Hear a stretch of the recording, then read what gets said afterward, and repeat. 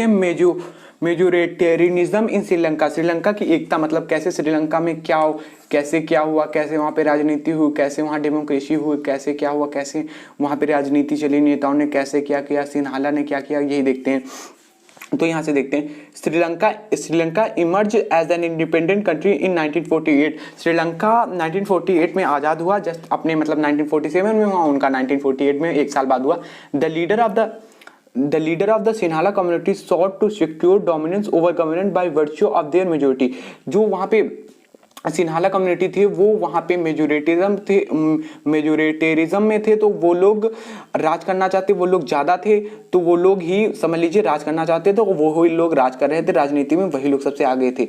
As a result the democratically elected government adopted a series of majoritarian major to establish Sinhala supremacy. मतलब वहाँ पे democracy का मतलब ये हुआ कि जो हाँ वहाँ पे मेजोरिटेरिज्म में जो सिन्हाला सुप्रीमेसी, सिन्हाला कम्युनिटी के ज़्यादा लोग थे, तो वही लोग राज करने लगे, वही लोग सिन्हाला सुप्रीमेसी, वही लोग मेजोरिटी में आके वहाँ पे अपने राजनीति में वही लोग समझ लीजिए देश को चलाने लगे।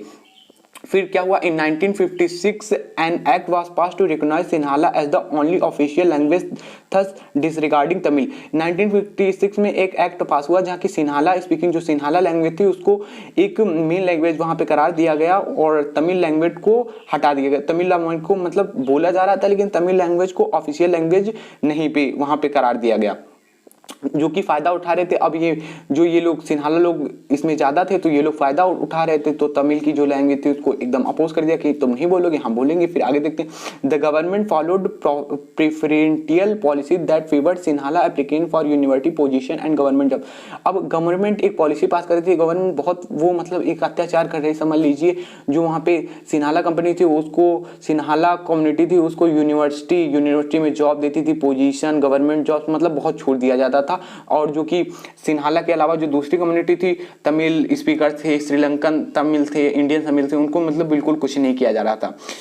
ए new constitution stipulated that the state shall protect and foster Buddhism. एक न्यू कॉन्स्टिट्यूशन पास किया गया जिसमें बुद्धिज्म को मतलब फेवर किया जाएगा, बुद्धिज्म की रक्षा की जाएगी। All this government measure coming one after the other gradually increase the feeling of alienation among the Sri Lankan Tamil। और ये जब सब हो रहा था जिसकी वजह से श्रीलंकन तमिल के मन में बहुत सारे मतलब उल्टी सीधे विचार आ गए कि ये सब मेरे साथ बहुत गलत हो रहे थे, और उनको एक लड़ने की भावना अंदर से आ गई कि अब इन लोगों से एक बदला लिया जाए, जो कि सिन्हाला लोग थे।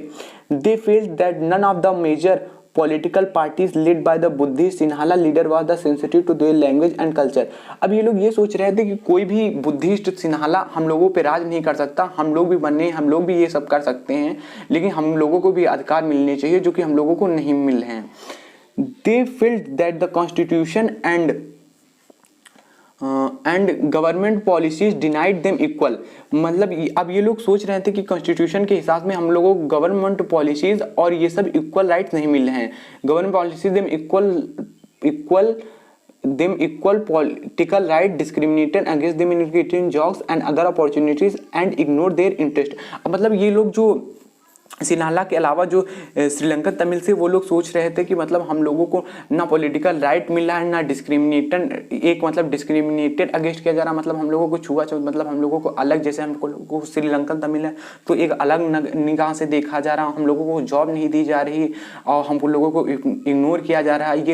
ये सब भाव बन गए थे किसके, जो कि श्रीलंकन तमिल थे। अब देखते थे एज ए रिजल्ट, इसका रिजल्ट क्या निकला। As a result the relations, आगे पेज पलटते हैं,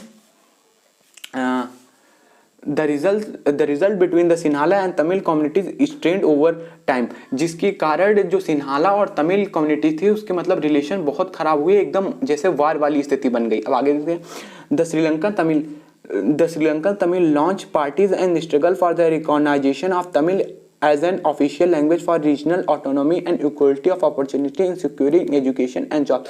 अब क्या हुआ, जो श्रीलंकन तमिल थे उन्होंने अपनी खुद की पार्टी लॉन्च कर दी जिससे उनको उनकी जो तमिल लैंग्वेज थी उसको ऑफिशियल लैंग्वेज माना जाए और उनको लोगों को इक्वालिटी दी जाए, अपॉर्चुनिटी, एजुकेशन की अपॉर्चुनिटी दी जाए, जॉब दी जाए।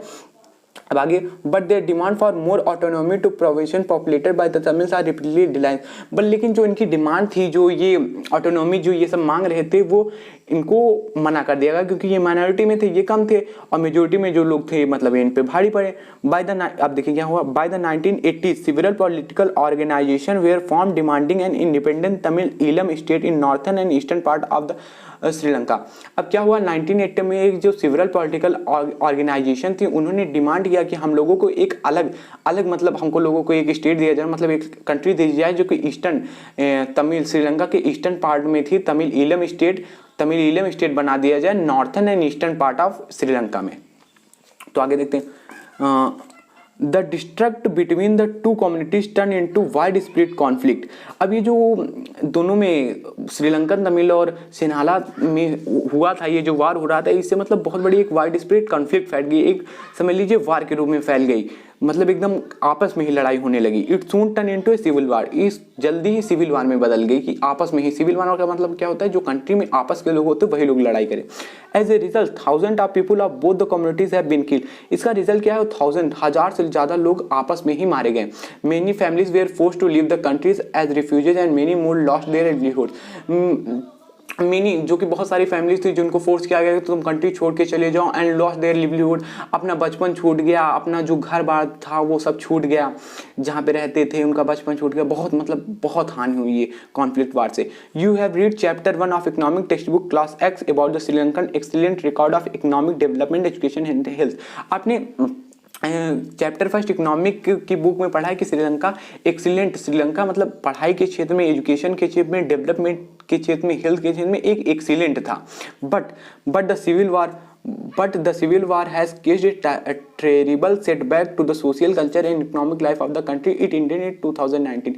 ये जो सिविल वार हुआ जिससे कि एक ट्राइबल मतलब जो श्रीलंका था बहुत पीछे हो गया, सोशल में, कल्चर में, इकोनॉमिक लाइफ में, ये सब श्रीलंका बहुत पीछे हो गया। लेकिन ये इट इंडेड इन 2009, ये 2009 में ख़त्म हो गया।